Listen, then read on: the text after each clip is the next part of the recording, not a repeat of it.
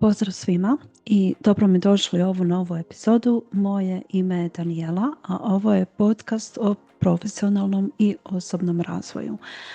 Inspiracija za današnju temu, a to je nevidljivi teret koji nosimo, odgađanje problema, stigla je direktno iz moje prakse.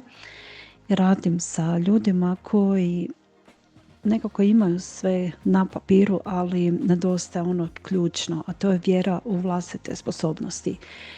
I radi se o nečemu što svi radimo, a to je da se osjećamo kao da hodamo s vrećom punom kamenja na leđima, kao da bježimo. Znaš onaj osjećaj kad primetiš neki problem, ali samo onako okreneš glavu i pomisliš nema veze, riješit ću to sutra.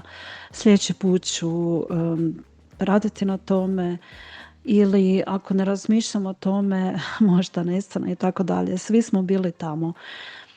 Bilo da je riječ o nekom narušenom odnosu, evo baš sam jučer snimala o tome, poslu koji nas guši, neplaćeni računi, neki konstantni zdravstveni problemi, umor koji osjećamo već tjednima i stres. I zapravo problemi ne nestaju kada onako odgađamo suočiti se s njima ili jednostavno zažmiriš na jedno oko, oni samo mijenjaju oblik, obično počinju bivati sve veći. I kada nekako pod navodnicima izbjegavaš, bježiš od problema, zapravo trčiš u zagrljaj kroničnom stresu.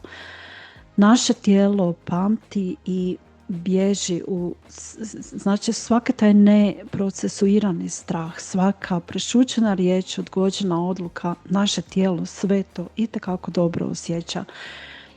I ajde malo da stavimo taj strah po strani.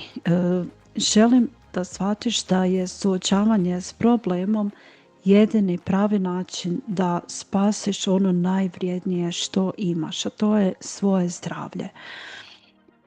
Što najčešće odgađamo i zašto? I što je ono čim se ljudi nekako najteže suočavaju?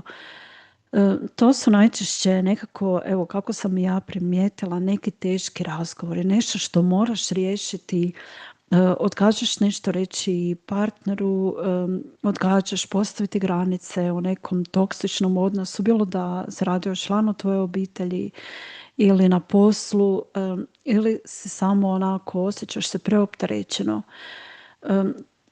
Drugi najčešći su financijske i poslovne odluke. Znači ignoriraš neke financijske poteškoće, minuse na računu, ostaješ na poslu gdje niti se ne osjećaš cijenjeno, niti dovoljno plaćeno, samo zato jer je siguran, jer je posao i tako dalje.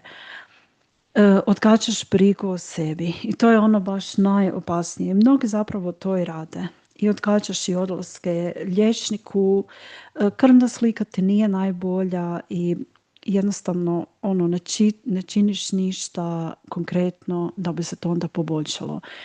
I što se onda često dešava? Znači, bol postane ili neizdržljiva ili jednostavno stvari se pogoršavaju, osjećaš se sve gore i zašto uopće to radimo i što nas sprječava? Uglavnom, glavni krivac je strah. Često ljudi imaju strah od konflikta, od neuspjeha, od bilo kakve vrste promjene. Ali vrlo često i strah od te promjene je možda onako i bolja opcija nego da stalno guramo pod tepih to nešto s čim se jednostavno moramo suočiti, ali dugoročno neće ispasti dobro. I znaš da ljudski mozak voli zonu komfora, čak i kad je ta zona duboko disfunkcionalna i loša za nas, ali to je jednostavno tako. I lakše je nekad i trpjeti onu bol koja ti je poznata, nego zakoračiti u nešto nepoznato. Tu se nalazi jedna iluzija da nemaš vremena sad s tim, nemaš vremena sad na tome raditi, dok dođe bolje vrijeme, onda ćeš se sa tim pozabaviti i tako dalje. Stvari će se složiti same od sebe i slično, ali i neće, najvjerojatnije. I onda se kroz to nagomilavanje, odgađanje moramo još i suočavati kroz neko vrijeme i sa posljedicama kad ignoriranje počinje uništavati i tebe i tvoju okolinu. Kad odgađaš suočavanje, cijena koju plaćaš raste svakim danom zapravo. I prva posljedica je da ti pada kvaliteta života. To je znači neminovno. Živiš u stalnom stanju pripravnosti, stalno pod nekim tim tihim pritiskom, kroničnim stresom, intenzitet tjeskobe uvijek postoji i nikada zapravo ne prestaje. Stalno nekako ne možeš se jednostavno upustiti i osjećati ok, sad mogu udahnuti. Ali to se ne zadržava samo unutar nas, nego se preljeva onda i na našu okolinu.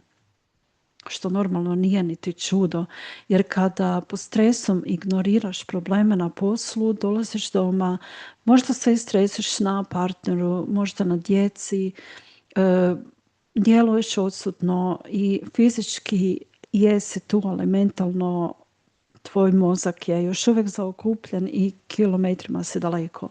Brineš, vrtiš scenarije u glavi i slično.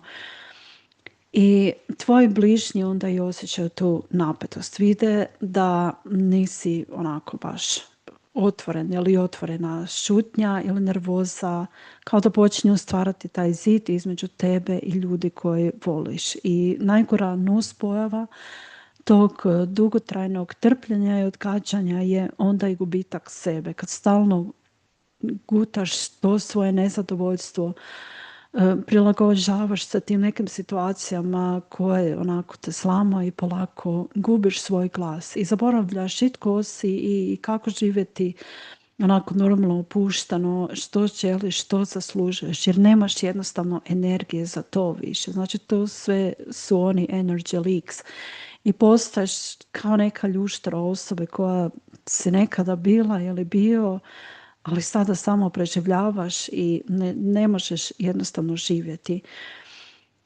Koja je onda najviša cijena toga? Kad pati zdravlje, naravno. I ovo je najvažnije u cijeloj ovoj priči, jer često puta nismo niti svjesni cijene koju plaćamo. Znači, kratkotrajna cijena možda nije tako velika ako nešto odgađaš i neugodno ti je suočiti se sa nečim, ali tvoje tijelo će preuzeti račun i vjeruj mi, to kroz duži vremenski period može biti baš onako i skup račun. I dugotrajno bježanje od problema drži tvoj živčani sustav u onom stalnom fight or flight modu, znači bori se ili bježi. Kortizol i adrenalin su ti visoki i kako se onda to manifestira? Kreću ti problemi možda i sa spavanjem, budiš se u 3 ujutro i misli ti jure, to se meni znalo događati. Zatim se javljaju neke glavobolje i problemi želuca, naravno to su sve povezani sistemi, gastritis, napetost u vratu, ramenima, to je kod mene znalo biti konstantno i kronično. I mislila sam da je to normalno, ali nije. Ako se ignoriranje nastavi godinama, taj kronični stres naravno oslabiti imunitet i otvaraju se vrata i autoimunim bolestima i problemima sa kardiovaskularnim sistemom i jednostavno živiš u tom nekom burnoutu. Tvoje tijelo ti zapravo kroz bolesti kaže ako ti ne želiš ovo rješavati, onda ću početi ja rješavati, ali zapravo ne postoji drugi način. Malo se okreni oko sebe, ako nisi ti ta osoba, sigurno ćeš naći nekoga ko možda ima ove simptome i stalno se žali, a stalno nešto odgađa. I suočiti se s problemom nije stvar luksuza ili hira. Doslovno je pitanje tvog fizičkog i psihičkog zdravlja i opstanka. I znam da misliš da lako je reći, ali kako sve to sam. I upravo si, naravno. I tako je bilo i meni isto. Znam da je jako teško kad si usred te oluje, ne možeš vidjeti obalu ili onaj otok koji ti je ispred nosa. A upravo je to mjesto gdje je meni pomogao i rad sa mentorima, coachovima i to je promijenilo cijelu igru. I gledam to danas svakodnevno i kod svojih klijenata. Ljudi dođu u potpunom burnoutu, znači čekaju ono već dok iscrpe zadnji atom snage iz sebe. Ne reagiraju prije jer odgađaju, naravno. I nakon samo nekoliko tjedana i sastanaka rada poslože prioritete i napokon prodišu. Jer ljudi često misle da je coaching još uvijek samo za poslovni uspjeh, postavljanje ciljeva i slično, ali coaching je zapravo puno dublji proces i najveći benefiti rasta sa coachom i mentorom su oni kojih na početku nismo ni svjesni, dok ti se sve počne slagati, jer tu imaš siguran prostor bez osude gdje napokon možeš možda po prvi puta na glas izgovoriti ono što te muči. Pomaže ti da skineš maglu straha u kojoj se nalaziš i jasno vidiš koji je tvoj pravi izazov, jer često puta ti izazovi, problemi izgledaju mnogo strašnije nego što zapravo jesu. I onda isplaniraš onaj prvi mali korak u pravcu u kojemu želiš ići. I kroz coaching učiš kako postaviti granicu, kako voditi te teške razgovore, kako prepoznati vlastitu samosabotažu koju svi imamo u većoj ili manjoj mjeri. I mnogi i okljevaju jer coaching vide samo kao trošak, ali ne. Želim da promijeniš perspektivu. Pogledaj matematiku. Ako se okreneš nazad, koliko te košta daljnje odgađanje nečega? Koliko možda sad novaca trošiš na privremene utjehe, na prejedanje, shopping, možda nešto drugo gdje nalaziš onaj outlet ili utjehu i kojima otupljuješ tu bol i dok ti tvoje tijelo onako govori i vrišti daj poduzmi nešto. Koliko koštaju lijekovi, privatni liječnički pregledi, propuštene prilike jer nemaš energije. Koliko te košta vrijeme koje ne provodiš kvalitetno sa sobom i sa svojima najdražima, jel tako? I investicija u coaching je zanemariva u usporedbi sa svim tim, znači s količinom živaca koje gubiš, zdravlja, godinama života koje gubiš, guranjem problema pod tepih. I to nije trošak, to je zapravo kupovina vlastite slobode i mira i da dopustiš sebi onako da konačno živiš. Zašto si onda ne bi priuštili tu podršku?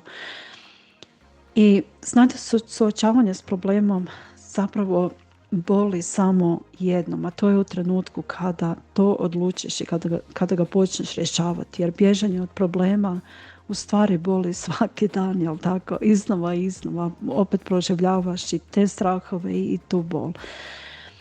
I ono čega se zapravo i bojiš je vjerojatno i puno manje strašno od onoga što ti tvoj mozak vrti u glavi, one sve scenarije koje stalno proživljavaš u svojoj glavi. I zato zbog sebe, zbog tvog mira, tvojih najdražih partnera, djece, koga već imaš i najviše zbog sebe i zbog svog zdravlja, pristani na to da jednostavno razmišljaš o tome da izabereš jedan problem koji već dugo i predugo možda odgađaš. Samo jedan, ne moraš uzeti više. Za početak je jedan dovoljno, tako? I donesi odluku da ćeš danas napraviti prvi korak prema njegovom rješavanju. Radi sebe, jer ti to zaslužuješ. Znači, ne zbog straha, nego zbog toga da se konačno oslobodiš tih okova.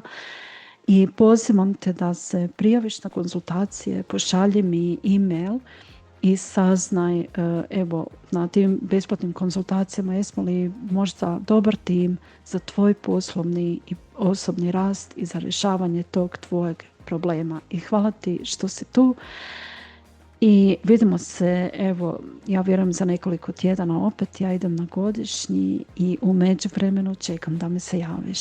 Pozdrav i čuvaj sebe i svoje zdravlje.